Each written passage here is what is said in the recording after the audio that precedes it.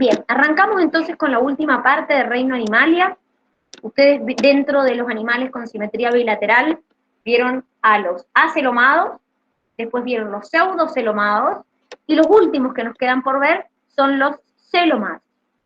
El celomado tiene la cavidad dentro del mesodermo, es una cavidad llena de líquido que se encuentra dentro del mesodermo, y nosotros vamos a encontrarnos dentro de este grupo, ¿sí? Es decir, vamos a hacer primero una clasificación dentro de celomados en protostomados y deuterostomados, donde lo que va a variar es principalmente si del blastosporo, que ahora les explico qué es, se desarrolla la boca o se desarrolla el ano. A ver, cuando se une el óvulo con el espermatozoide, se forma un embrión, un cigoto. Eso empieza a pasar por distintos estadios, que ya lo van a ver en desarrollo embrionario. Primero se forma la mórula, después se forma la blástula. En el estado de blástula, que es un estado embrionario, existe un poro que se llama blastosporo, que comunica el interior con el exterior. Entonces, si a partir de ese blastosporo se forma el ano, decimos que es un deuterostomado. Si a partir de ese blastosporo se forma la boca, decimos que es un protostomado. También lo que cambia es cómo se segmenta el huevo. En este caso, en los animales deuterostomados, el huevo se segmenta en forma radial, mientras que en los animales protostomados se segmenta en forma de espiral. Miren, acá tengo como una imagen que les compara. Miren, este es el blastosporo, comunica el embrión con el exterior. Acá lo tenemos también, el blastosporo comunica el embrión con el exterior. Si de ese blastosporo se forma la boca, decimos que es un protostomado.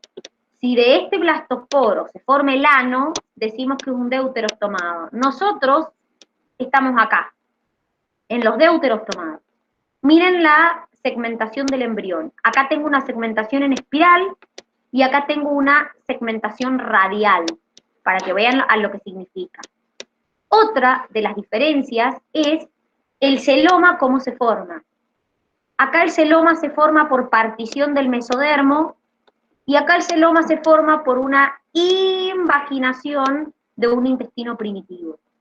La diferencia principal, como le digo, está en si del blastosporo se forma el ano o la boca y en la segmentación del huevo.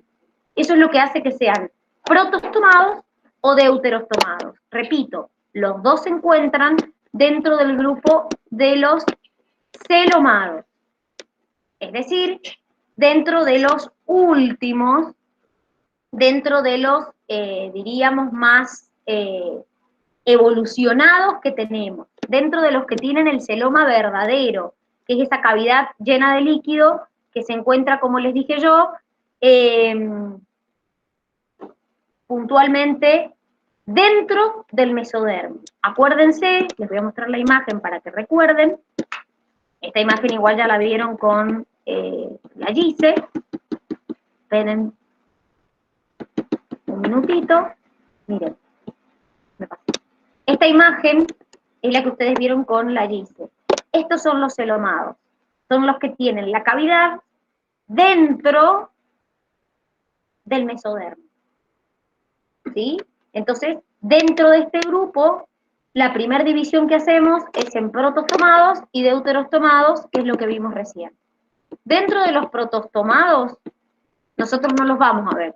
La facu no los pide. Lo único que nosotros vemos es que dentro del protostomado, ¡ay, qué asco! Dentro del protostomado tenemos puntualmente a moluscos, anélidos, artrópodos.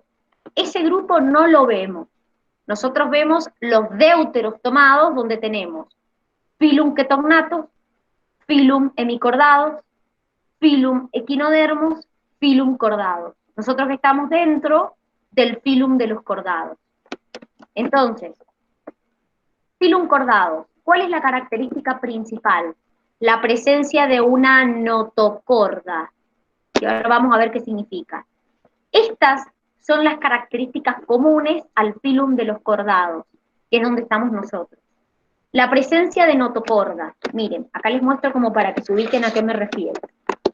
Esto que tienen acá es la notocorda. Esto que tienen amarillo acá se llama cordón nervioso dorsal hueco. Esto es una cola posanal y estas son hendiduras faringiobranquiales. Ahora vamos a ver qué significa. La notocorda es una estructura longitudinal y flexible que se encuentra entre el sistema digestivo y el cordón nervioso. Principalmente la función es ser soporte, pero se mantiene únicamente en el adulto en agnatos, en peces agnatos y cartilaginosos. En nosotros se reduce a los discos intervertebrales. ¿Vieron que tenemos vértebra en la columna, vértebra y en el medio un disco intervertebral? Bueno, ese disco intervertebral es un resto de notocorda. En el resto de los animales permanece un resto de notocorda y en los peces agnatos y cartilaginosos sí permanece la notocorda, ¿sí? En los demás animales se desarrolla el esqueleto y en nosotros, por ejemplo, queda reducido a los discos intervertebrales. Otra característica es la presencia del cordón nervioso dorsal hueco. Puntualmente es un cordón nervioso que se encuentra en posición dorsal y que es a partir de donde se desarrolla el sistema nervioso después. Es decir, a partir de este cordón que tenemos acá, se desarrolla el sistema nervioso central posteriormente. Después tenemos las hendiduras faringiobranquiales que comunican al exterior, es decir, son aberturas que se comunican con el exterior y ya van a ver que solamente persisten en ciertos animales y en la mayoría en el estado adulto ya no persisten. Y por último, una cola posanal que en la mayoría de los animales, no en todos, se pierde durante el desarrollo embrionario. Nosotros también tenemos una cola posanal, pero durante el desarrollo embrionario la perdemos. Entonces, estas 4 características son las características de los animales que pertenecen al filum de los cordados. Dentro del filum de los cordados, nosotros nos vamos a concentrar en el subfilum de los craneados.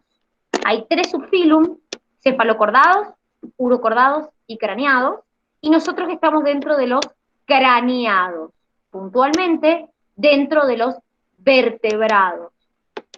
¿Qué características tienen los que pertenecen al subfilum de los craneados? Bueno, son estas características que ustedes ven acá. Ya van a ver que muchas de esas características son características que son como muy diferentes. Es decir, ustedes me van a decir, bueno, Dani, pero que tenga, no sé, branquias o pulmones son cosas totalmente distintas. Y por supuesto, lo que pasa es que dentro del subfilum de los craneados tenemos clases distintas, porque tenemos los mamíferos, los peces, las aves, los reptiles, los anfibios. Entonces, como que dentro del mismo subfilum craneado podemos tener como bastante diversidad. Pero todos tienen columna vertebral o espina dorsal que protege la médula, que es una parte del sistema nervioso. Se denominan craneados porque tienen cráneo que protege el encéfalo, ¿sí? La notocorda, como les dije, solo persiste en peces agnatos y cartilaginosos. Las hendiduras faringiobranquiales solo persisten en peces y en larvas de anfibios. En el resto de los animales se pierden. Tienen músculo liso y estriado, algunos respiran por branquias y otros respiran por pulmones y otros dependiendo de su estadio de vida, ahora lo vamos a ver. Su sistema vascular es cerrado. ¿Qué significa esto? Puede ser cerrado simple, doble incompleto o doble completo. El sistema cerrado simple es el que tienen los peces. En los peces, al corazón solo llega un tipo de sangre, que es la carboxigenada. En los que tienen circulación doble, llegan las dos, la carboxigenada y la oxigenada. ¿Cuál es la diferencia? Que los que tenemos circuito doble completo, en nuestro corazón tenemos 2 aurículas y 2 ventrículos, y los que tienen sistema doble incompleto tienen 2 aurículas y un solo ventrículo. Entonces, ya cuando veamos circulatorios van a ver las diferencias más puntualmente, pero dentro del mismo subfilum también tenemos una variedad en el sistema circulatorio. En cuanto al sistema excretor, el sistema se va complejizando, ahora lo vamos a ver, y algunos tienen la capacidad de regular su temperatura, son homeotermos, y otros no, son poikilotermos. Dentro de este subfilum vamos a ver a los a las 5 clases, que es lo único que la Facu pide, que es este cuadrito comparativo. Antes sí les tomaba en profundidad el mamífero, las aves, bueno, ahora no. Ahora solamente pide la comparación entre los 5 grupos de clases distintas. Se compara su sistema respiratorio, su sistema circulatorio, su tegumento. Por ejemplo, los peces tienen escamas, los reptiles también, las aves tienen plumas, ¿sí? Los mamíferos tienen pelos y los anfibios liso, pero generalmente tienen glándulas. En cuanto al aparato respiratorio, reptiles, aves y mamíferos tenemos pulmones, los peces tienen branquias y el anfibio dependiendo del estadio. Cuando están en estadio de larva respiran por branquias, pero cuando están en adulto respiran por la piel y por pulmones.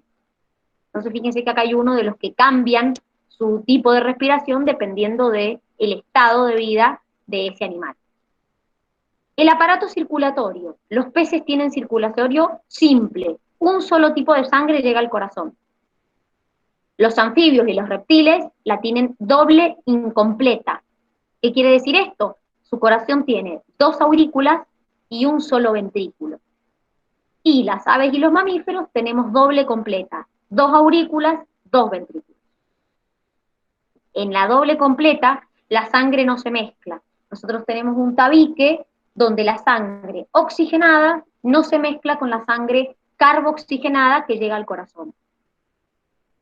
En cuanto a la... Dani, dime lo que quieras. perdón. ¿Tiene algo que ver que seamos de sangre caliente por eso? No, se llama de sangre caliente cuando regulás o no la temperatura. Tiene que ver con que seamos homeotermos, porque mantenemos la temperatura constante independientemente de la temperatura ambiente. A eso se refiere. Nosotros y las aves tenemos la capacidad de regular la temperatura y mantenerla constante independientemente de la temperatura ambiental que haya. En cambio, peces, anfibios y reptiles no tienen la capacidad de regular su temperatura y por eso se les llama poiquilotermos, porque su temperatura varía con la temperatura ambiente. A eso se refiere ese, Claro. lo de sangre caliente o sangre fría. Después, en cuanto al aparato excretor, ya lo van a ver más en profundidad cuando veamos excretor, pero los reptiles, los anfibios, los reptiles, las aves y los mamíferos, tenemos un aparato excretor mucho más desarrollado, que son metanefros, ¿sí? De hecho nosotros tenemos un sistema excretor, ya van a ver que obviamente hay diferencias entre una ave y nosotros en nuestro sistema excretor, pero igual son más desarrollados, mientras que los peces y los anfibios tienen pronefos o metronefros, que son estructuras más primitivas. Por ejemplo, el pronefro es un tubo con ramificaciones donde excretan el desecho, básicamente. Entonces, obviamente, ya lo van a ver en profundidad cómo es la imagen y todo, pero son estructuras muchísimo más primitivas. En cuanto a su reproducción, nosotros somos vivíparos, es decir, paremos crías vivas. Los reptiles y las aves son ovíparos, es decir, ponen huevos. Y los peces y los anfibios son ovulíparos. ¿Qué quiere decir esto? La hembra y el macho liberan sus gametas, femenina y masculina, y la fusión de las gametas se produce afuera del cuerpo de la hembra. Lo último que dice anexos embrionarios son las membranas que rodean el embrión. Ustedes lo van a terminar de ver esto cuando veamos desarrollo embrionario. Fíjense la cantidad de membranas que rodean al embrión de un mamífero. Sacovitelino, alantoides, amnios, y los que somos mamíferos placentarios además tenemos placenta. Los que son mamíferos marsupiales no tienen placenta. Entonces, fíjense cómo cada vez protejo con más membranas al embrión. Ojo, porque dentro de estos hay excepciones. Por ejemplo, los tiburones son ovovivíparos y en menor proporción vivíparos. Las rayas son peces que ponen huevos, es decir, en vez de ser ovulíparos, son ovíparos. Y el ornitorrinco y la equidna son mamíferos, puntualmente se llaman mamíferos monotremas, que se caracteriza porque son mamíferos que ponen huevos. O sea, en vez de parir crías vivas, ponen huevos. Entonces, estas excepciones también las tienen que saber. Como les dije, antes la Facu profundizaba en cada una de estas clases, ahora solamente les pide las diferencias estas más importantes que hay entre cada una de las clases. Esas como las diferencias más, más típicas, diríamos, que hay entre cada una de estas clases. Les quiero hacer una aclaración. ¿Vieron donde les dice que las aves tienen plumas? Bueno, las aves tienen plumas en el cuerpo, pero en las patas, las aves tienen escamas. Entonces, ojo con eso, ¿sí? Porque, como les dije, en el cuerpo tienen plumas, pero en las patas tienen escamas. Entonces podríamos decir que las aves tienen de las dos, escamas en las patas y plumas en el cuerpo. El reptil, obviamente, solo tiene escamas. ¿Se entiende? Sí, Sí, Dani. por ahora sí. Sí. Yo no entendí mucho lo de el aparato circulatorio. Ah, bien, perfecto. El aparato circulatorio lo vas a terminar de entender, Emi, cuando veamos circulatorio, donde al principio vemos como una comparación de los distintos aparatos circulatorios. Para que te des una idea, nuestro corazón tiene 4 cavidades, 2 aurículas, 2 ventrículos. Y hay un tabique en el medio que hace que la sangre oxigenada que llega al corazón no se mezcle con la sangre carboxigenada. Eso famoso que nos hacen pintar en la primaria, sangre roja y sangre azul. No se mezclan en el corazón. Eso significa que tenemos circulación doble completa. Las dos sangres llegan al corazón, pero no se mezclan en el corazón. Tanto las aves como los mamíferos es lo mismo. ¿Qué significa doble incompleta? Las dos sangres llegan al corazón, la oxigenada y la carboxigenada, pero los reptiles y los anfibios tienen 2 aurículas y un solo ventrículo. Entonces no están separadas totalmente la sangre oxigenada y la carboxigenada, como pasa con nosotros. Y en los peces que tienen circulación simple, directamente solo llega al corazón la sangre carboxigenada. No llegan las dos sangres, la oxigenada y la carboxigenada. ¿Sí? A nosotros en la escuela nos hacen pintar la sangre carboxigenada azul y la sangre oxigenada roja. Bueno, si se acuerdan de ese dibujito, que lo tienen que haber visto alguna vez en la escuela, en nuestro corazón llegan las dos sangres, y las dos sangres queda una parte del corazón roja y una azul. ¿Eso qué significa? Que la sangre carboxigenada y oxigenada no se están mezclando. Bueno, eso significa tener circulación doble completa, que lo tenemos nosotros y las aves. ¿Se entiende, Emi? Sí, sí, ahí entendí mejor. ¿Ha quedado alguna duda más? ¿Algo que me quieran preguntar? ¿No? Bueno, entonces, llegamos hasta acá con el reino animal.